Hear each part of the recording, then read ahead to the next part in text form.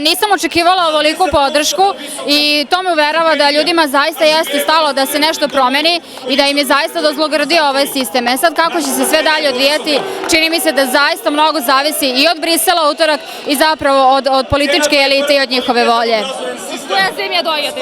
Srbija. Kako u Srbiji te gledate ova situacija? Koji se njim Pa u Srbiji čini mi se da nekako prethodnih dana postojao strah da se samo prelije to nasilje i da se dogodi Srbiji, pa smo nekako bili zauzeti više unutrašnjim pitanjima, da nam se ne dogodi kumanovski scenario.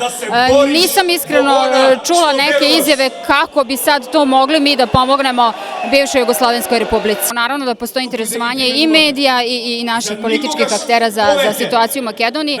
Sad koliko možemo o tome da doprinesemo i pomognemo, to opet naravno sve zavisi i od volje i od trenutnih struktura i u Makedoniji i u Srbiji, ali s obzirom na to da smo zimus imali zajedničke sednice vlada Srbije i Makedonije, zasigurno da Makedonija može da računa na podršku Srbije. Mi smo u Makedoniji od početka, znači pratili smo i prve prosvjede, bili smo u Kumanovu kad se pucalo, evo sad smo ovdje i ta situacija nas jako zanima zbog toga što Hrvatska kao punopravna članica Europske unije ima moralnu i svaku drugu obvezu pomoći ostatku regiona da uđe u euroatlantske integracije.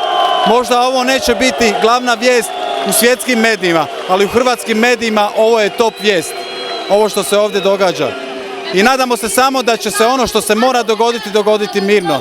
Da li Hrvati se interesiraju za situaciju u Makedoniji? Svakako, Hrvate vrlo zanima situacija u Makedoniji. Starije to zanima zato što smo nekad živjeli u zajedničkoj državi, a mlađe zanima zato što ih zanima svaka nestabilnost u regiji, koja može utjecati i preljeti se iz jedne države u drugu.